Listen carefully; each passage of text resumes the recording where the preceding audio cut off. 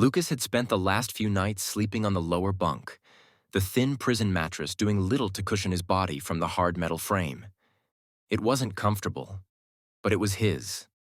A small sliver of space in this brutal world where he could curl up and pretend for a few hours that he was alone. Safe. But that illusion shattered the moment Zakhar spoke.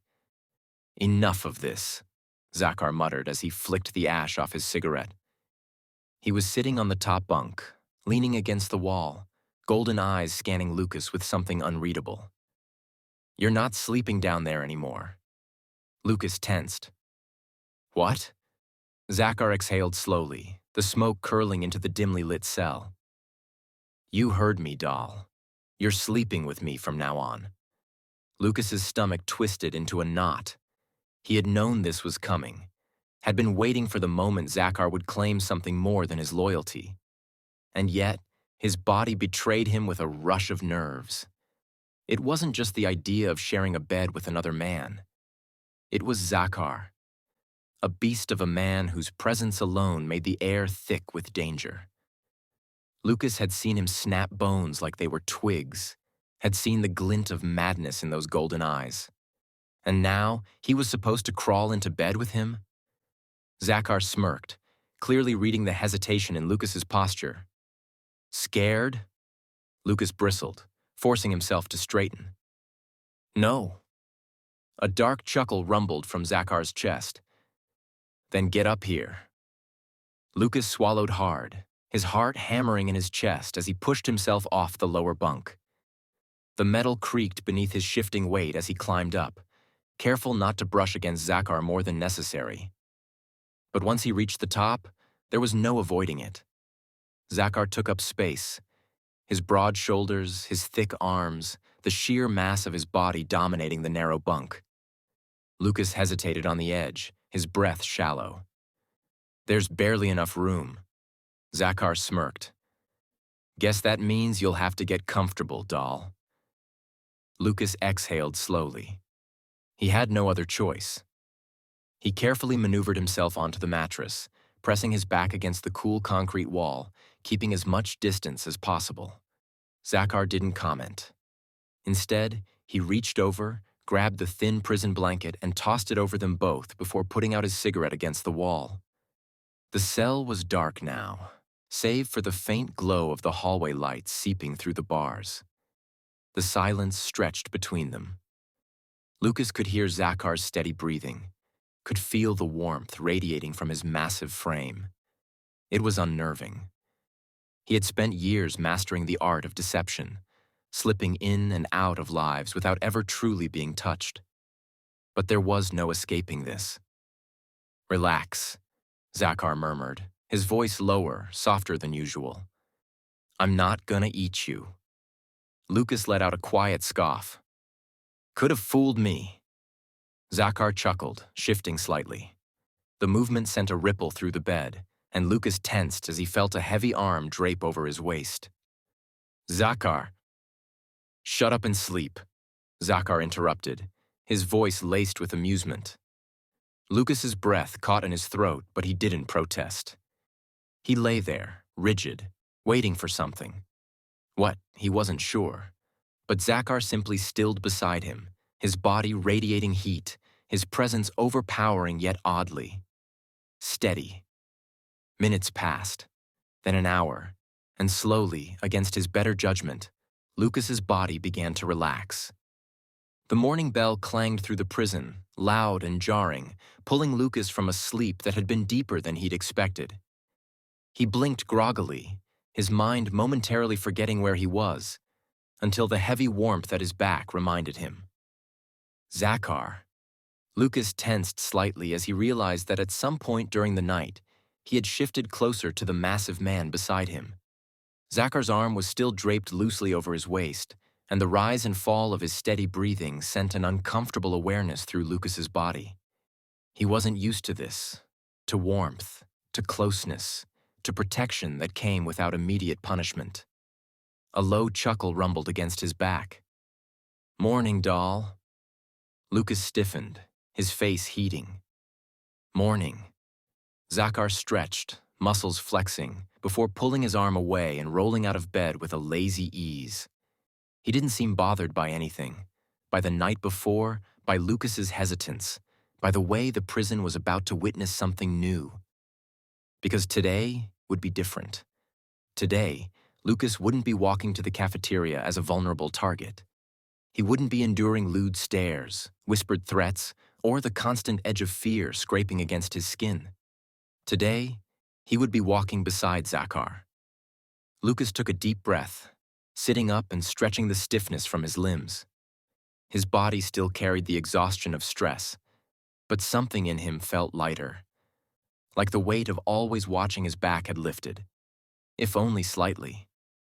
Zakhar tossed him a look, his golden eyes flicking over him with something like amusement. "Better hurry up, doll. We don't want to keep the wolves waiting." Lucas rolled his eyes but climbed down from the bunk, landing lightly on his feet. He straightened his prison uniform, running a hand through his hair in an attempt to smooth it down. The nerves were still there, but they were different now. Less about surviving and more about adjusting. Zakhar led the way, his presence filling the narrow cell door as he stepped out. Lucas followed, and the moment they emerged into the main hallway, he felt it. Eyes that had once followed his every move with hunger, malice, or cruel amusement now slid away, avoiding him entirely. Conversations that would have paused just to make some crude remark about him continued without hesitation. No one leered, no one smirked, no one even tried to get too close. Lucas swallowed, a strange mix of relief and realization washing over him. This is what it means to belong to Zakhar. The mess hall was already filling up when they arrived. The usual cacophony of voices, the clatter of trays, the scraping of chairs. It was all the same, yet different. Because this time, Lucas wasn't walking alone. Zakhar moved through the room with an effortless authority, his towering frame cutting through the sea of inmates like a knife through flesh. Lucas kept close, resisting the urge to glance around and see if anyone dared to stare. He didn't have to. The absence of attention spoke volumes. They reached the food line and Lucas picked up a tray, his fingers tightening around the plastic edges as he felt the silence around them. Normally, someone would have tried to shove past him, bump into him just hard enough to remind him where he stood in the prison's hierarchy. But no one did. Instead, they stepped aside, giving him space he never would have been afforded before. Zakhar chuckled beside him, clearly enjoying the way the room bent around them. "See that, doll? No one's looking at you now." Lucas exhaled, shaking his head slightly. "I noticed." They moved through the line, taking their usual ration of grayish eggs and something that vaguely resembled toast. Lucas didn't care about the food. He was too busy soaking in the realization that for the first time since arriving, he didn't feel like a target. Zakhar led them to a table near the back, one that had clearly been his for a long time. Lucas followed without hesitation, setting his tray down as Zakhar slid into his seat. Lucas sat across from him, still adjusting to how different this all felt. "Eat," Zakhar said, nodding at his untouched food. "You're no good to me if you pass out from hunger." Lucas let out a short laugh but picked up his fork, forcing himself to take a bite. It was bland, but it didn't matter. What mattered was that he could breathe. His eyes flicked up to Zakhar, who was watching him with a knowing smirk. "Told you you made the right choice." Lucas swallowed his bite, meeting that golden gaze. And for the first time, he truly believed it. He had made the right choice, and there was no turning back now. As they ate, a few inmates approached. Not aggressively, but with the kind of careful calculation that told Lucas they weren't here to start trouble. The first was a burly man with a scar running down his cheek, his dark eyes flicking between them. "Zakhar," he greeted with a nod. Zakhar didn't even pause chewing. "What?" The man hesitated for a fraction of a second before speaking. "Didn't think you'd take in a new pet."